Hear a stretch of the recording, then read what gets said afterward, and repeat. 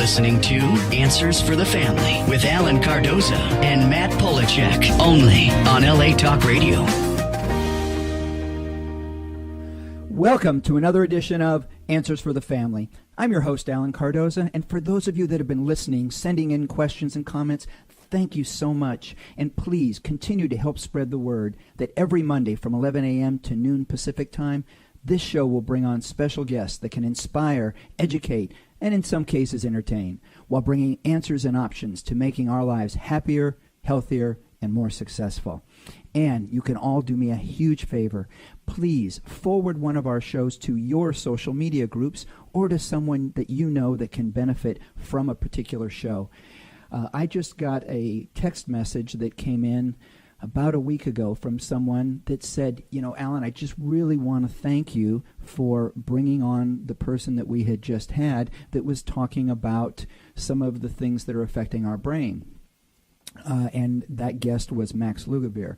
And they said that they were dealing with some issues in regards to their mom, and they had gone to all of these specialists that were trying to help them, and they said they really just started changing her diet and said that they're already seeing changes, and it's only been about 2 weeks. So if you know somebody out there, if you go to the site, look at some of the shows that we have. I think we all probably know somebody that could gain some benefit from one of the great people that we're having on the show. So for everybody out there, just remember that Answers for the Family will continue to address a variety of issues. It could be locating a runaway teen, family crisis intervention, building self-esteem, one of my favorite topics, dealing with addictions, and so much more. And we will constantly introduce you to talented authors and new innovations in the areas of health, security, and sometimes fun for you and your family. Now, our topic today is going to have to do with transition and young people and the way in which they are transitioning. But before I get to our guest, I want to talk a little bit about some of the statistics, but I also want to tell everybody about a person that I just met. I recently met a real champion. He's a champion of a man, and he teaches self-confidence. He teaches hard work, and he teaches respect, and I was able to observe him doing that. His name is Kleber Luciano. He's a 5th degree black belt, 6-time Brazilian champion. He's the 2005 Black Belt Challenge champion, the 2006 World Jiu-Jitsu champion. In the Pan American Games, he was a champion 6 times. In the World Brazilian Jiu-Jitsu Championships, he was a champion 7 times. He was the U.S. Open champion 3 times. So I just want people to know that I was watching him work with children. And for those of you listening that want your children to improve their self-confidence, this is one of the things that you can do. So I really want to suggest that you consider martial arts training. It's something that I had put my boys through, and I had sort of forgotten now that mine are grown. So anyway, if you're in Orange County, California, I suggest that you contact Kleber, and you can reach him at 714-842-4554. And if your child is already involved in martial arts, go ahead and check out their website at kleberjujitsu.com. That's JUIJITSU.com. In fact, they have an upcoming tournament, and they're going to focus on helping registrants build self-esteem and camaraderie. So again, as many of you know, I've worked a lot with adolescents and with young adults. In fact, it's now been for over 30 years. And unfortunately, an overwhelming number of young adults now are experiencing anxiety and depression. And if that is left untreated, they're at increased risk for loneliness, academic struggles, substance abuse, anxiety, depression, and other mental health or developmental challenges. In fact, in the last 20 years, we have a treatment option that is described as young adult transition programs, and they've emerged to support young adults as they launch into healthy, independent lifestyles. So the topic today, we are calling it what young adults identify as key factors that support and change. It supports growth, but it elicits a change in their transition. So discuss this and more. Our guest today is Mona Treadway. She is the co-owner of Dragonfly Transitions and has her doctorate in leadership and change through Antioch University, where her research focused specifically on young adults in treatment. She is also a graduate of Portland State University with a master's in social work and a graduate of Prescott College with a bachelor's degree in human development and wilderness leadership. Mona has worked with a variety of populations, including women survivors of breast cancer and Native Alaskan teenagers who've been dealing with substance abuse issues.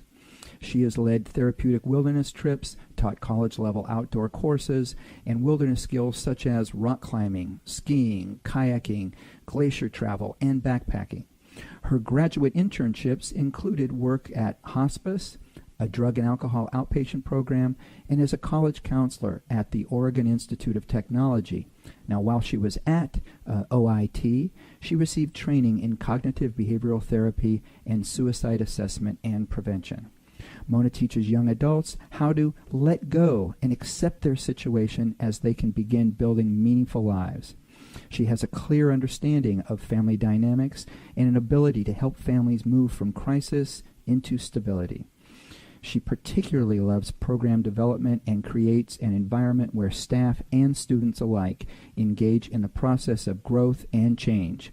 Mona, welcome to Answers for the Family.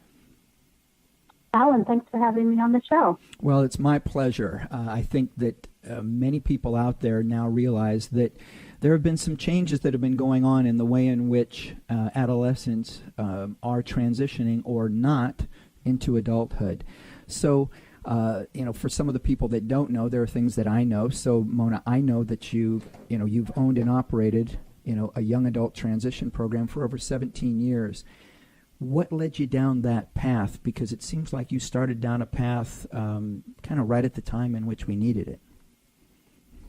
Yeah, so my husband and I had started our organization as Dragonfly Adventures, which was much more of a customized wilderness program for families and for individuals.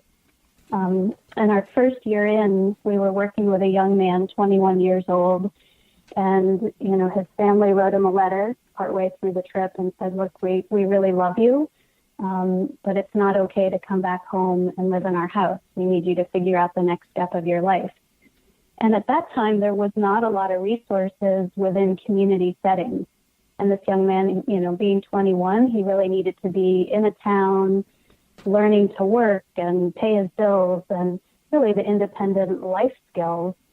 So Dragonfly Transition really emerged out of that one young man who we just supported in finding a house and a therapist and job skills training. And ever since then, we've really organically grown to where we now have 3 different sites in Southern Oregon, and just find this age group fascinating and fun to work with. Now, and there's a great need. Yes, exactly. Now, about how many young people are you working with right now? We typically run about 50 students. Wow. At a time. Yeah. Now, and I was recently at a NatSap function, and one of the things that I was really enjoying was a lot of the research that was put together. They were providing a lot of information that I think is so valuable to all of us, be it people that work in the industry or parents, to know that they're not alone. So I know that you recently finished a comprehensive research study and that the findings are now published in the Journal of Therapeutic Schools and Programs. Why did you focus on the term, what young adults identify as key factors that support growth and change? Yeah, so a driving factor for me to go back and get my doctorate was the fact that there, 5 years ago, there was really very little research on this model, young adults in transition. And we were finding that it was a growth area. There was more and more programs that were opening, but there wasn't the research to really back what we were all doing and the services we were providing.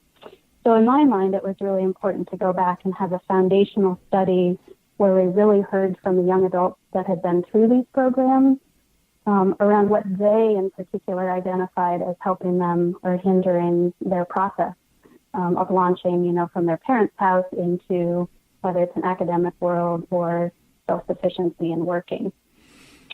So it was important to hear their voices. Well, and I couldn't agree more. And I'm very interested in what some of your findings were. So what were some of the highlights of your findings from interviewing all of these young adults? Yeah, I mean, in some ways I was surprised, and in other ways not. And it was reinforcing of the structure of a lot of these programs. While I think evidence-based treatment is really important, what these young adults were really talking about was the environment of these programs that they step into. And I think this would translate to college campuses as well. But where they really talked about the important factors were the interpersonal relationships with people, where they felt really cared for and supported and accepted for who they were, but also challenged to dig deeper. They talked a lot about the community and culture of a program. So again, that feeling of being seen, of being heard, of feeling accepted for who they are. So again, it's very much about the relationships. Mm-hmm. And then another piece was really the experiential education and adventure that at this stage, and probably for a lot of us in our learning styles, but particularly these young adults, ages 18 to 26, that they need to really not just be sitting in a group therapy room or in a therapist office, but they need to be in the community doing things. Mm-hmm. So experiential learning, hands-on learning, as well as being challenged to step out of their comfort zones through, adventure, recreational activities. We do some international travel. But these were things, as we interviewed these students for this research, that they really identified as sort of sticking with them and being helpful over the years. Now, what were some of the common denominators? So again, for some of our listeners out there, some of the parents that are maybe listening to this and going, "Wow, that sounds like my son or daughter, that's currently living in the basement." Mm-hmm. What were some of the common denominators when you were talking to these people that maybe parents could hear and see that may tell them that they might be their young people or their kids may actually be a candidate for something like this? Yeah, I mean, the common thread that we really hear a lot of is anxiety, depression, in some ways just being paralyzed by how much information they have access to in the world these days, that it just feels scary to even take one step to make a choice of what college class to take, or anxiety around even walking through the door and asking somebody, for a job application. I could read a quote if that would be helpful from one of the interviews. I think that would be great. That would be great. Would that be great? Yes. Excellent. So this young adult said prior to treatment, they stated they were struggling with bulimia and severe depression, severe anxiety, all the DSMs. Following treatment, they stated, "I'm working on my associates for human services, and then I'm going to get my MSW, and then I want to become a DBT therapist. I'm struggling a lot right now. I'm kind of in my depression, and it sucks, and I hate it. At the same time, prior to treatment, I wouldn't fight, and I'm fighting right now. I have good resources, I have good friends, I have good support, and I'm sure that we'll talk about this later, but the program really helped me with that." So stories from the young adults prior to treatment and being in the community with others that were experiencing this stuff, they were dealing with anxiety, depression, isolation, and in contrast, following the experience, they were able to describe, feeling connection, support, perseverance, and having some insight on what was getting in their way. One of the things that I love most about that quote is the fact that they didn't say, "Wow, we waved a magic wand and all of a sudden life is beautiful." No, I love the fact that it went directly to the point of, you know what, I still have struggles. I'm still the same person. I still feel depressed sometimes. But I know how to deal with it now. I have people around me. I'm willing to talk about it. I'm not sinking deeper and deeper into this and then cutting everybody off. That, I think, is what's real. Absolutely. And to me, that's the definition of a success, that don't we all have struggles throughout our life? Sure. But where does the grit and resilience come to manage those struggles when they come up? Yeah, well, we have a listener question, and this one comes in that reads, my friend's 25-year-old nephew has extreme OCD and ADD. His mother committed suicide when he was 10 years old, and his father passed 2 years ago of cancer. One night, this young man showed up at my friend's door and asked to stay for a few days. A year later, he is unable to communicate. He is smoking a great deal of pot, hardly comes out of the bedroom, and is living off of a small inheritance check he receives each month. My friend, a sweet, mild-mannered English professor, feels a sense of obligation to his nephew, but is desperate to get some direction on what to do. Can you pass along some words of wisdom? Yeah, he's managing a lot. And so for us, these transition models, typically students are coming to us having had a primary, more intensive treatment experience. So residential treatment or therapeutic wilderness programs are a great resource where they can have an experience where they're not having to manage the stressors of the everyday life, where they really get to go inward and look at what they have been impacted by. And that young man, it sounds like he's struggled with a lot.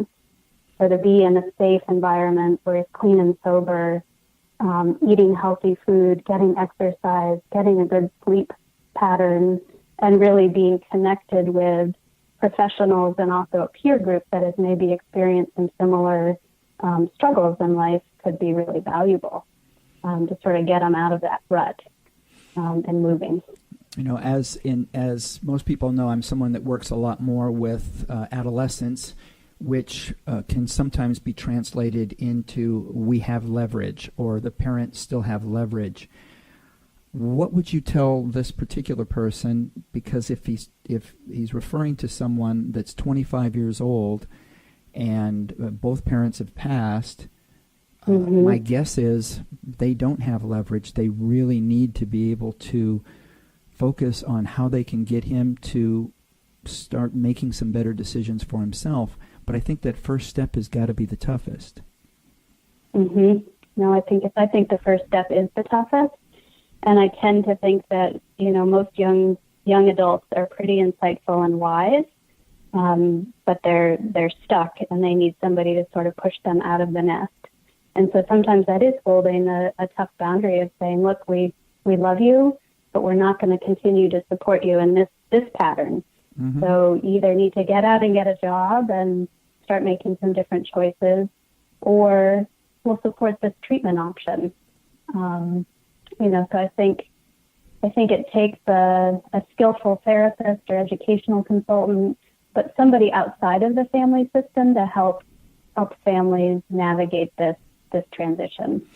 Yeah, and I think that makes a lot of sense because I know that in speaking with many parents, they have the fear of if it all comes from them, that there's this concern about their child feeling rejected, that they feel rejected or they feel abandoned, and that's a huge amount of guilt, for the parents to have to deal with. So I love the fact that what we're talking about is that bring a professional in, a professional that can come in and share the information in a way of saying, the reason I'm here is because of how much your parents do love you, or in a case like this, if it's and apparently it's an uncle, where this person has moved in, but it's still, the relative that is now involved, the therapist is able to focus on that. It's because they love you that we're here. So yeah, I couldn't agree more that, to be able to get some professional help, but at the same time, they're going to have to give some level of an ultimatum, so that they don't just stay closed up and in this case, sort of, living in the basement or wherever and not coming out, not communicating with other people. Right. It's sad. Yeah, it is sad. And it's a hard step, and I would say most of the young adults that we work with are really appreciative down the road once that boundary's been held. because they are in the world and they're living life differently and they feel so much better. And I think that first step is hard. Yeah, I think that's a great point. And if you could share a couple of the success stories to where, envision that you have a parent out there that is having trouble making that decision. And just so share some of the success stories to where, however much time, however many months, years, or whatever afterwards, when that young person is now telling you or telling their parents how much they appreciate that very difficult decision that they made. Mm-hmm. Yeah, we have lots of those stories, and we'll often tell parents as they're coming into this process of, a young adult transition program or treatment program that this is really messy. Like, they are not, our students at Dragonfly are not so cocooned that they can't make poor choices. We want them in the world, engaging in their lifestyle, which means they may fail another college class or they might have a relapse. But what we really know is that if the whole family system engages in the process, what Chrissy Pottick would say, the parallel process, it's a great book to read and really supportive. But if the whole family system engages in the process and is willing to step outside their comfort zone and do things differently, the prognosis for that young adult is so much higher. So we hear students, we right now have graduates of our program that are field guides in therapeutic wilderness programs, or, one, he finished his master's and he's an urban planner in the Southeast, or they're doing their master's in social work. So we really hear a lot of stories of success. And that goes hand in hand with, that quote from that alumni of, it doesn't mean it was all smooth sailing. Right. They'll describe bumps and ups and downs and times where everybody thinks, gosh, why did we invest all these resources in this? Because we've planted seeds and they've continued to learn and grow. And there's a lot of hope. Well, and many of the people out there know that one of my companies does the crisis intervention and adolescent transport, and I know that when we are transporting, oftentimes we'll have a young person that will say to us, well, you don't understand. You shouldn't be taking me. I come from a dysfunctional family. and right. And our response to that is that, that may very well be the case. And if that is the case, think of how much benefit you can gain from being in a situation, with dealing with very loving people out here that will work with you in how to take that information back to your family. But share with the audience a little bit about the things that some of these young people share with you that allows you to look at it as something that you can bring the parents into. So, how valuable do they see it when they know that you have the parents or other family members also working on some of their issues? I think it's really valuable just for the young person to know that, they're not an identified problem, that this is about the whole system and everybody's doing their work. And sometimes maybe we have a family system where people aren't willing to do the work, and then it's helping the young adult understand, okay, your developmental life task right now is about separation, individuation from your family system.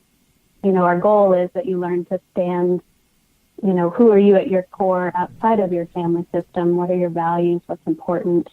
But also, how do you stay connected to your family and healthy, but it's a changing relationship. So I really view our role as helping everybody shift the parent-child relationship, still parent-child, but how does it become more of an adult relationship, where parents step back and give their young adult space to make choices for themselves, even though they may not totally agree with it, but that the young adult gets to have ownership and responsibility and consequences for their choices, that we're not protecting them so much that they don't have to manage the consequences of what they've decided to choose. Yeah, and it sounds like part of what you're saying as well is that they will take more responsibility, and it may make make your job a little bit easier when you can share with them, or they can recognize the fact that the parents are also taking ownership in their contribution to all of this. Right, absolutely. That they stop stepping in all the time to problem solve, or they stop sort of giving an out. We'll often talk in the beginning stages of treatment, if a student feels like there's a crack or the door is open to go home or change programs, they're never going to just land and settle into the current program that they're in. So really, families really putting ownership on the young adult of this is what we support, and in the process, really supporting the parents in their own work and answering any questions that may, they may have about a program. In the early years of our program, we thought, well, we're working with young adults. We don't have to provide a lot of services to parents because this is about separation, individuation. But what we've really learned is for parents to have confidence and, trust the process and the program, we needed to give them more support. So we do a lot of parent coaching and therapy and family workshops in order so that they can step back and know that there's other people that are paying attention to their children and have their best interest at heart. Yeah, I think that's a great point because, by helping the parents, you don't have a situation to where, the young person goes back home and through guilt or whatever, the parents invites them back into the, into the downstairs bedroom and gets them a 72-inch TV and says, have fun. So, and I also think about, there's a lot of families, parents that will say they struggle in setting the boundary, maybe because their child deals with suicidal ideation, or threatens to commit suicide. And so that, to me, my heart just goes out because that's an ultimate painful choice for a parent to make of, do I set this boundary or do we stay in the status quo because I might be risking my child's life? Mm-hmm. It's a hard one to grapple with. Boy, you got that right. So for everybody out there, we are talking with Dr. Mona Treadway. Our topic today is, what are young adults, what are they identifying as key factors that support growth and change in transition? We will be right back. You are listening to Answers for the Family. Founded over 30 years ago to meet the needs of families in crisis, West Shield has continually focused on resolving issues that negatively impact families and businesses. Our signature therapeutic transportation service helps to ensure that adolescents in crisis are safely transported to specialized schools, programs, and treatment centers with unsurpassed experience and success. We are supported by our full-service licensed investigation agency that has legally, professionally, and compassionately located hundreds of runaways and teens. We are experienced and qualified to help, offering solutions which may include referrals to our international network of top professionals in the fields of educational consulting, psychology, psychiatry, and investigations. Simply put, West Shield Adolescent Services and West Shield Investigations are the best solutions when your family is facing a personal crisis. Call 1-800-899-8585, 24 hours a day, 7 days a week. That's 1-800-899-8585, or visit our website at westshield.com. Thank you. And we're back. You're listening to Answers for the Family, and we are talking about young adults transition. And we have another listener question. This one reads, I have been a high school counselor for 11 years, and I can't express how the continual rise in the number of seniors I see walk out our doors each year, totally unrealistic about what it means to become an adult and support oneself. Most worrisome is the word depression. That is at epidemic proportions with our young people. And rather than being pushed towards a healthy lifestyle, they're being prescribed antidepressant drugs, which are making the situation even worse. I visited your site and loved your message. Can you speak to this issue? Mona? This is a big topic. Yeah. Yeah. I mean, within our program, we really we talk a lot about nutrition and fitness and learning healthy recreational activities. And with that said, like this person that wrote in, our students, a large proportion of them come in on medication. I think that there's a place for medications, that if the intensity of what someone is experiencing is so much and they just need some support in dialing down the intensity so they can access some new coping skills, then there's really a place for the medication. I think where we get into trouble is when we sort of chase after the pills, believing that they're going to fix it all for us. And I just don't believe that that's the case, that we have to look at the whole person and the whole lifestyle to truly affect change, that it's not just a medication. Yeah, I agree. We have another one that's another question coming in, and this one reads, my teen with special needs is leaving high school in June, and I don't know where he'll live or what kind of work he'll be able to get. Do you know what services are available to us as parents to help him transition to adulthood? So they're just talking, so not necessarily needing treatment, but just how do you support your child in the transition from your home into more of an independent lifestyle. That's what it sounds like. Yeah.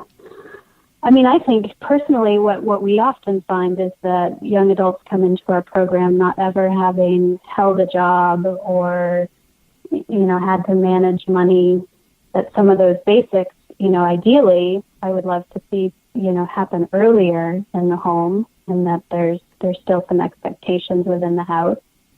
I think, really practicing interviewing skills for jobs and supporting them and having the confidence to step into the world and those basic skills. I think that's where they struggle. Yeah, and I think this actually opens up, another issue, which is, isn't that part of what high school is supposed to be doing? In other words, what is being done if we're getting more and more? And this just sounds like someone who, they didn't mention any sort, there's no drug and alcohol issue, there's no mental health issue. It's just the fact that they feel like their child is now going to leave high school in June, and they just don't feel like they are, set up at all, to move forward. And, how much of this, what more can we do as parents? What more should they be doing as schools? Or what do we need to be doing from a government standpoint to provide more technical type of, schooling? What are some of the things that maybe we're not doing, or things that we can be doing that is going to help them across the board? Mm-hmm. Yeah. I think about a lot of the families that we've worked with, the parents are folks that have worked really hard and have earned what they have. And maybe they didn't start with very much financially, but they just had the entrepreneurship or the work ethic or the scenario where they sort of raised themselves up. And in turn, they gave a lot to their children. They wanted their children to have a better lifestyle. So, there was less of that expectation around the work and earning things and contributing to the house. So I think that plays a role, and then they'll ask, they'll be frustrated that their child doesn't have the same work ethic as they do. And of course not. They were raised in a different environment.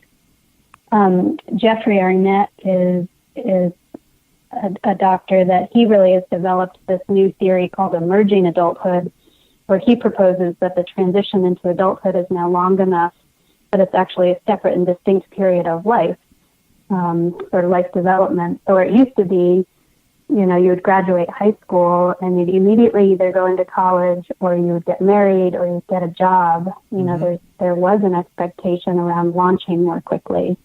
Whereas now I think we have almost all of the 20s where it's more about finding themselves, finding purpose, passion. But I think some of that's coming on parents' dime.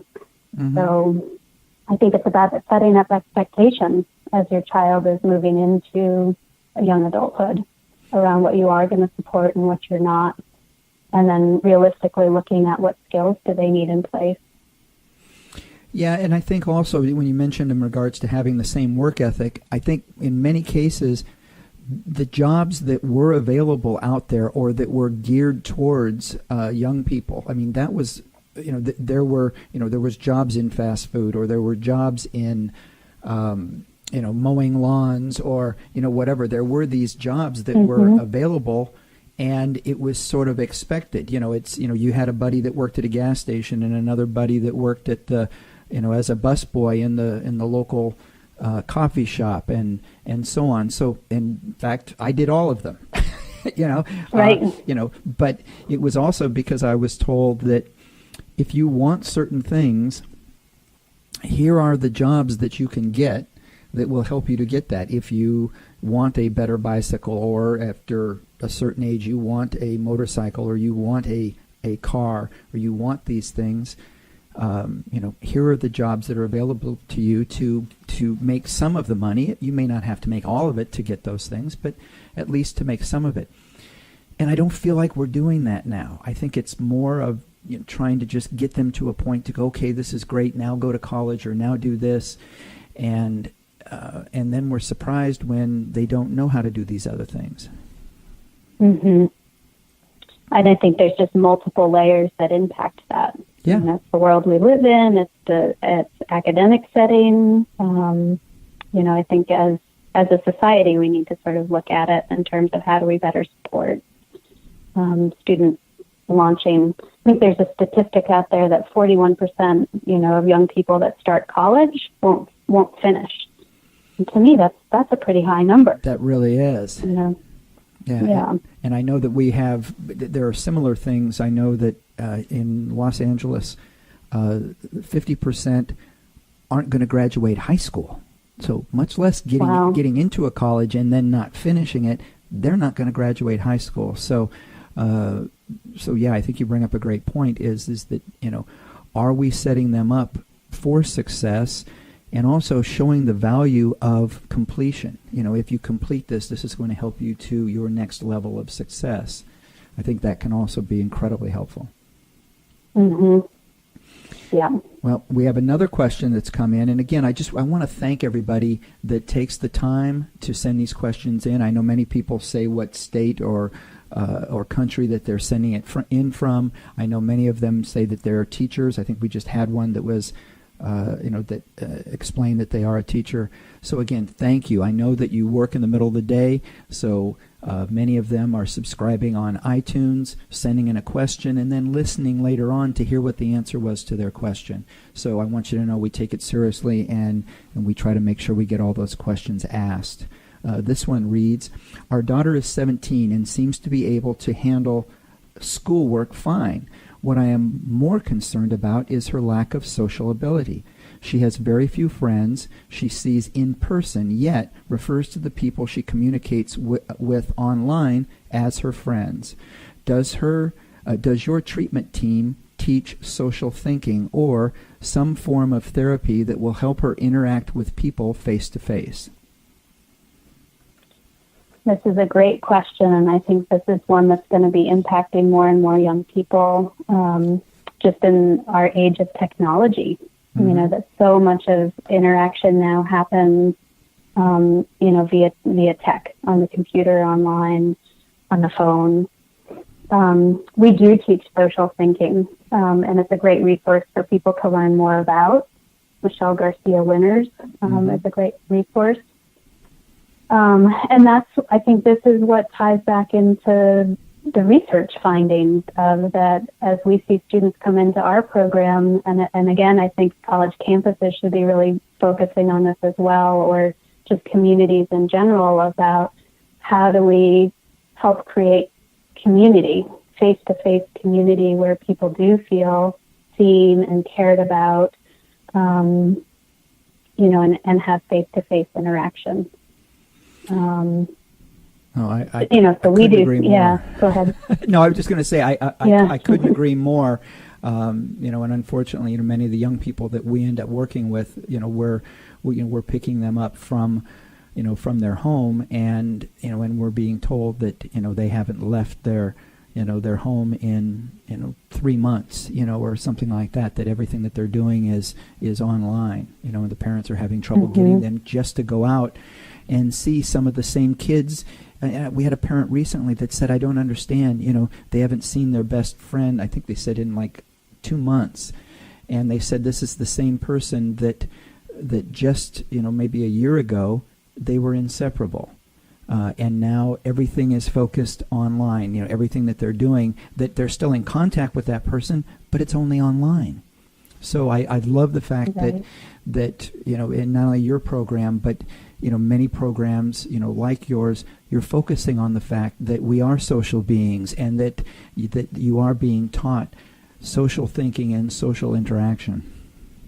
I think the other piece is helping them learn how to entertain themselves and have fun beyond technology. So doing some good old-fashioned board games or card games. We build in a lot of recreational trips and travel, just so students can practice getting out of their comfort zone and learn the basics of planning and budgeting and looking at the logistics of doing some of these things.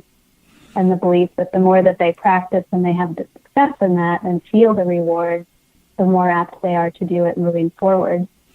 I think this is not just applicable to, adolescents and young adults too. I think sort of all of us I know I get pretty glued to my phone, and I have to be really mindful to unplug, and to get out and take a walk and meet up with my friends. You know what? And we must have been mind melding, because I was smiling as I was thinking the same thing, and I was thinking, wow, I have my moments as well. So absolutely, yeah. So I think that's a great point. It's something that we're all dealing with, but. Getting out. In fact, there's probably a lot of parents out there that are thinking right now, oh, that's great. You're getting them to play cards, or you're getting them to go out, into the wilderness and enjoy nature and stuff. The parents are probably sitting back thinking, how are you getting them to turn loose of their phone?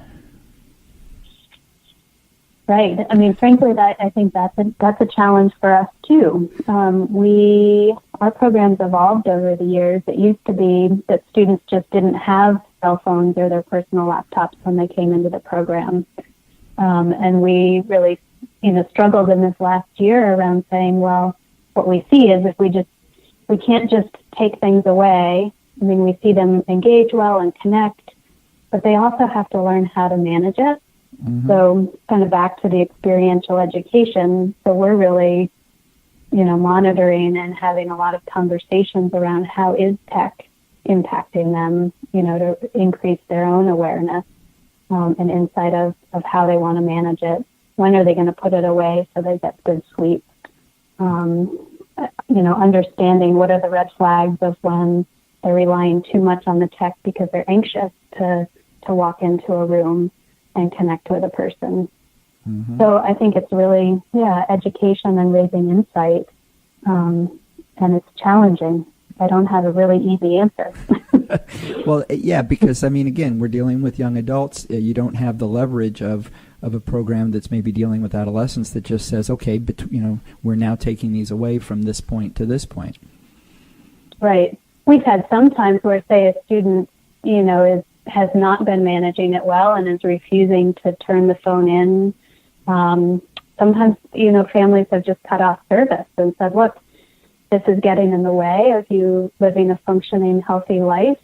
And until you can get a job and pay for this iPhone, we're not going to enable this anymore. And sometimes that's the most effective. Right, which steps right into what we were talking about before, which is, they're earning things. And, so right. It's just like getting that job. Well, now you're earning it. And at least I'm of the belief that it's so much sweeter when it's something that that you've earned. Yeah, and they'll really identify sort of the pride of having earned that. Like, it feels really good when they've gotten that first paycheck and they can pay for something. We hear that a lot. It's really rewarding. It's a great step in the right direction. Well, we've got another question, and again, I want to thank everybody out there. And Mona, I got to tell you, we've probably gotten more questions for you than we have in many shows. So I think that tells us that there is a lot of parents and a lot of professionals out there very interested in this topic. So this one reads, for the last 3 years, our son has bounced around between treatment programs both here in town and out of state. He is now turned 18 and says he's going to walk out of a program where he seems to have been doing well in. What, if anything, can we do? We just don't think he is ready to be on his own, and yet, when he is at home, he chooses to do nothing. So, what would you advise them? The students, they're flexing their 18-year-old muscles, and they do have the freedom of choice to walk away from that program unless they're a danger to themselves or others. This is where the family has to really decide and be really clear about their boundaries. That are they willing to say, if you walk away from the program financially, we're not going to support you. We love you. We're there emotionally, but we're not going to financially support this choice, and you're not welcome back in our home. So hopefully they have some support to make sure that they're really on the same page and that they're really clear in what they will and won't support. And more often than not, when those boundaries are set, we see the next layer of work really happen, and the next layer of growth where that young person really takes responsibility and steps into a more independent, responsible life. Yeah, and if you could also share with the parents out there that this scares them to death to make that decision. And I think if you can also share that it may not necessarily work the way that you want the first time because they've had so much practice at pushing your buttons. So share a little bit and maybe a story of a family to where if you remain diligent and you stick to your guns, there's a good chance that they're going to realize that you mean business and that it may be just the thing that makes them now establish growth and move to the next level that they need to get to. Yeah, I have a really poignant story that's really stuck with me for a long time. And it was a young woman. She'd done therapeutic wilderness. She came to us, and she was like the perfect treatment student. I was her therapist, and she loved assignments, and she was engaging and insightful until she relapsed. Mm-hmm. And then she really went into her addict brain, and it was night and day. Suddenly, I was working with a person that was blaming and angry and, just wanted out. And her parents made that really hard decision of saying, look, we love you, but we cannot continue. We're not going to support this lifestyle because she chose to walk away from the program. Mm-hmm. Heartbreaking and scary. A few months, probably 6 months later, actually. So 6 months of this family sort of having let go and allowing their daughter to make choices and run her life. But 6 months later, she reached out and said, I don't want to live this lifestyle. I'm really ready for change. And the thing that really stuck with me, too, was she was able to articulate that it wasn't until her parents said that, we love you, but we're stepping back and letting you do it. She said, I couldn't do my own work until I could stop managing my parents' anxiety. Wow. And that just profoundly stuck with me that she needed to be let go, mm-hmm. And to be responsible for her life in order to make a change.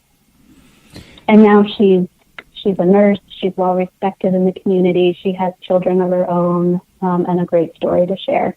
Yeah, I love that. And I know, and we've dealt with parents that have had some of the same concerns. They, I just can't do this. I can't not know. And it ties right into the description that you gave of someone that they know is doing illegal drugs, but they're over 18. They can't continue to let them live in their home and do this. So they make that decision, but it's tearing them up inside. And one of the things that we've done that has helped, they've hired us through our investigation company, and they've asked us just to spot check from time to time. Don't make contact with them yet. They're an adult now, but from time to time, can you just check and see, that they're doing okay? We just want to know that. And I think that has relieved some of the anxiety, for them to at least know that, okay, we know that they're okay. They may not be ready yet to make the right decision, but at least we feel better. We can sleep at night. Mona, I just want to thank you so much. I can't believe that we're out of time already. But again, thank you so much. I really want to acknowledge you for everything that you're doing, that your program is doing, and that the industry is doing. It is taking these lives and turning them around and helping them to move on and become this next generation that I think is going to do great things. Absolutely. I think that lots of hope. And Alan, thank you for inviting me to join you. Well, you're very welcome. And for everybody out there, please, I'd like all of you to continue to join us. And be sure that you put us on your calendar and tune in next Monday when our guest will be Brad Dacus from the Pacific Justice Institute. And they're going to discuss defending freedoms. We talk about defending religious freedom, parental rights, and other civil liberties. And they do all of this without charging for their services. It's pretty amazing. And please, if you get a chance, visit our archives of past shows at answersforthefamily.com. If those of you would like to get a hold of Mona, we will have all of her information. We'll have it on the site, so if you're out there driving, you'll be able to get all of her information on our site, answersforthefamily.com. If you're at your computer, go to dragonflytransitions.com, and you can contact Mona if you feel like your child is in a situation that they can provide some assistance. And if you do go to the site, subscribe to our show, or go to iTunes and subscribe to the show. And if you like what you hear, please leave a review. It helps us. It also helps the people that are checking to see that it's something that may benefit them. And the next time that you're on Facebook or Twitter, please remember to stop by our page and check out some of our latest posts. If you like them, please like us and continue to spread the word. Share some of the posts. We're starting to do Facebook Live when we have in-studio guests. So share those out to other people. So again, for everybody, be good human beings, and be with us again next week on Answers for the Family.